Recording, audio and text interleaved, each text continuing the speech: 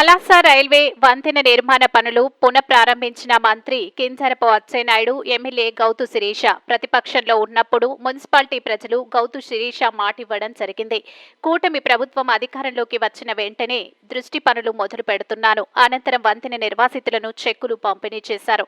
ఈ కార్యక్రమంలో పలువురు పాల్గొన్నారు. పలాస కాశీబుగ్గ పట్టణానికి అత్యంత ప్రాధాన్యత కలిగినటువంటి పని రైల్వే ఫ్లైఓవర్ బ్రిడ్జ్.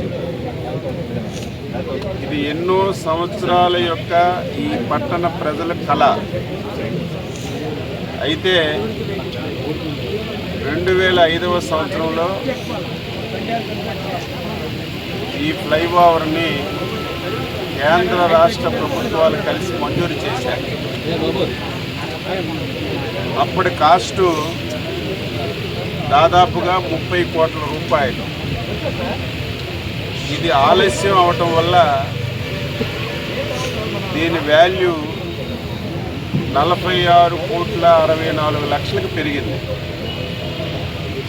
గత ప్రభుత్వంలో పనులు చేశారు, కాంట్రాక్టర్కి బిల్లులు చెల్లించకపోవడం వల్ల ఈ పనులన్నీ కూడా నిలుపుదలైన విషయం మీ ద్వారా మరొకసారి ప్రజలందరికీ తెలియజేస్తాం. ఈ project only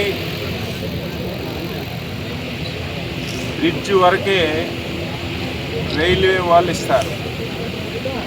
remaining approach roads కానీ ల్యాండ్ ఎక్విజిషన్ కానీ రాష్ట్ర ప్రభుత్వమే భరించాలి. ఈరోజు మన జిల్లాకు చెందినటువంటి మన నాయకుడు రామ్మోహన్ నాయుడు కేంద్రంలో మంత్రిగా ఉండటం వల్ల మళ్ళీ ఫ్లైఓవర్ పూర్తి చేయడానికి అవకాశం మనకు కలిగింది. లేకపోతే దీన్ని అసలు ఎట్టి పరిస్థితుల్లో చేయలేమని చెప్పి కూడా తెలియజేస్తున్నాను. గౌరవ శాసనసభ్యురాలు శ్రీమతి శిరీష గారు ఢిల్లీ వెళ్ళడం, నేను రామ్మోహన్ నాయుడు పలాస వచ్చేటప్పుడు నేను ఒక ఐడియా ఇచ్చాను. ఇది రాష్ట్ర ప్రభుత్వంతో పెట్టుకుంటే నిధులు చాలా ఇబ్బందిగా ఉన్నాయి. దీనివల్ల మనకి ఈ ఫ్లైఓవర్ పూర్తయ్యే పరిస్థితి ఉంటుందని చెప్తే మంచి ఐడియా అని చెప్పి ఎమ్మెల్యే గారు వెళ్ళిన తర్వాత ఎమ్మెల్యే గారు, మన సెంట్రల్ మినిస్టర్ గారు, రైల్వే మినిస్టర్ కలిసిన తర్వాత మనకి ఈ ప్రాజెక్టుకి మంచి రోజులు వచ్చాయి. ఏదైతే రాష్ట్ర ప్రభుత్వం భరించవలసినటువంటి డబ్బు కూడా ఈరోజు కేంద్ర ప్రభుత్వమే భరించడానికి అంగీకారం కుదిరింది. కాబట్టి ఈ ప్రాజెక్టు మనకి ముందుకెళ్ళడానికి అవకాశం. ఇంకొకటి ఏమిటంటే, ఎక్కడ కూడా కొత్తగా శాంక్షన్ అయితే పాత కాంట్రాక్టర్ కంటిన్యూ చేయరు.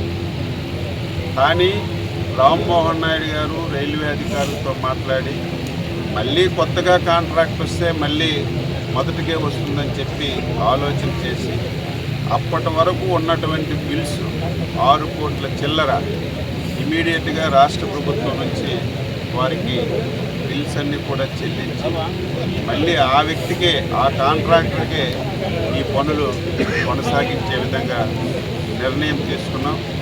కాంట్రాక్టర్ కూడా మంచి అనుభవం కలిగినటువంటి కాంట్రాక్టర్. ఈరోజు రణస్థలం ఫ్లైఓవర్ కూడా వాళ్ళే చేస్తున్నారు. వాళ్ళ ట్రాక్ రికార్డ్ చూస్తే పని చెయ్యవలసిన సమయం కంటే ముందే చేసి కేంద్ర ప్రభుత్వం నుంచి ఇన్సెంటివ్ తీసుకున్నటువంటి చరిత్ర ఉన్నటువంటి కాంట్రాక్టర్. కాబట్టి కంపల్సరిగా ఈ ఫ్లైఓవర్కి మంచి రోజులు వచ్చాయి. నేను కూడా క్షణం మాట్లాడుతూ నిరంతరం పర్యవేక్షిస్తూ ఈ ఫ్లైఓవర్ మీరు రాసుకోండి. ఎట్టి పరిస్థితుల్లో మార్చి నెలాఖరికి మళ్ళీ కేంద్ర మంత్రి రామ్మోహన్ నాయుడు చేతుల మీదుగా, ఒకవేళ ముఖ్యమంత్రి ఏదైనా సందర్భంలో ఈ జిల్లాకు వస్తే ఆయన చేతుల మీదుగా మార్చిలో దీన్ని మేము పూర్తి చేస్తాం అని చెప్పి ఈ సందర్భంగా తెలియజేస్తూ, ఇంకొకటి ఏమిటంటే మీ అందరికీ నాకంటే ఎక్కువ తెలుసు, ఏదైతే ఇటువైపు మనం ల్యాండ్ అవుతున్నామో అక్కడ పేదవాళ్ళు ఉన్నారు. వాళ్ళకి నష్టపరిహారం ఇవ్వలేదు, వాళ్ళకి సైమెంటేనియస్గా ఇల్లు కట్టుకోవడానికి స్థలాలు కూడా ఇవ్వలేదు. కలెక్టర్ గారు ఆర్డీఓ గారు చొరవ చూపి వాళ్ళకి ఇల్లు పట్టుకోవడానికి స్థలాలు ఇచ్చాం. వాళ్ళకి ఏదైతే నష్టపరిహారం ఉందో ఇప్పుడే మీ సమక్షంలో వాళ్ళకు కూడా నష్టపరిహారం ఇచ్చి, అంటే ఈ ప్రాజెక్టు వల్ల ఏ ఒక్కరు ఇబ్బంది పడకూడదు, ఏ ఒక్కరు మాకు అన్యాయం జరిగిందని బయటికి చెప్పుకోవడానికి వీలు లేకుండా అందరినీ ఏకీకృతం చేసి ఈ ప్రాజెక్టుని మంచి మార్గంలో పెట్టాం. వీలైనంత తొందరగా దీన్ని పూర్తి చేస్తామని ఈ సందర్భంగా తెలియదు. ఈ ప్రాంతానికి అతి ప్రాధాన్యత కలిగినటువంటిది ఎయిర్పోర్టు.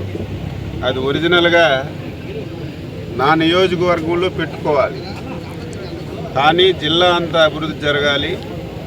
అందులో వెనుకబడినటువంటి పలాస ప్రాంతం కూడా అభివృద్ధి జరగాలనే ఉద్దేశంతో మేమందరం అనుకొని పలాసలో ఎయిర్పోర్ట్ పెట్టాలని చెప్పి నిర్ణయం చేశాం. ఒక ప్రాజెక్ట్ వచ్చేటప్పుడు ప్రజలు సహకారం ఇస్తేనే ఆ కార్యక్రమం నెరవేరుతుంది, లేకపోతే నెరవేరే పరిస్థితి లేదు.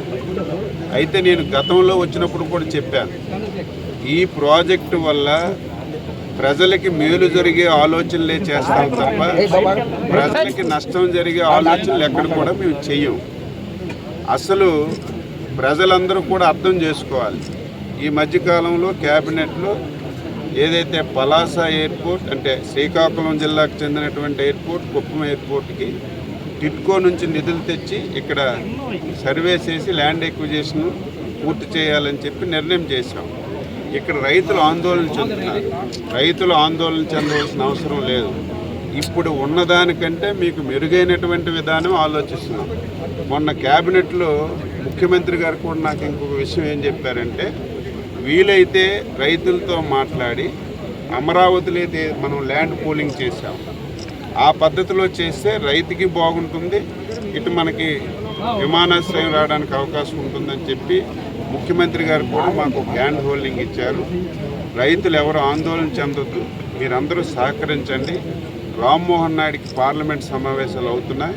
రేపు మొదటి వారంలో ఎవరైతే ఈ ఎయిర్పోర్ట్లో భూములు కోల్పోతున్నారో రైతులందరితో నేను, రామ్మోహన్ నాయుడు గారు, శాసనసభ్యురాలు, కలెక్టర్, యంత్రాంగం అంతా కూర్చొని వాళ్ళతో మాట్లాడి వారికి ఉన్న అనుమానాలు, వారికి ఉన్న ఇబ్బందులన్నీ కూడా నివృత్తి చేసి ముందుకెళ్తాం.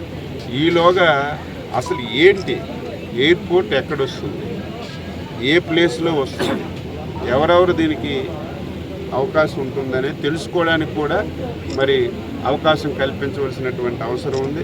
ఇప్పుడు ఏదో సర్వే చేసినంత మాత్రాన మీతో మాట్లాడుకుంటూ మీకు ఇబ్బంది కలిగించి ముందుకెళ్ళే పరిస్థితి ఉండదు. సర్వేకి కూడా సహకరించాలి.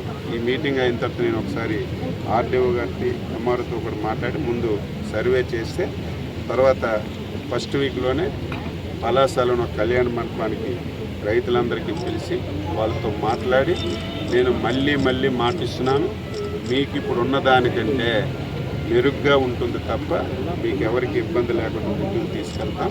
దయ ఉంచి కొంతమంది కావాలని ఎవరైనా సరే తప్పుడు సమాచారం ఇచ్చినా, తప్పుడు ఆలోచనలు పెట్టిన దాన్ని మీరు ఎవరు నమ్మకుండా సహకరించమని చెప్పి కోరుతున్నాను.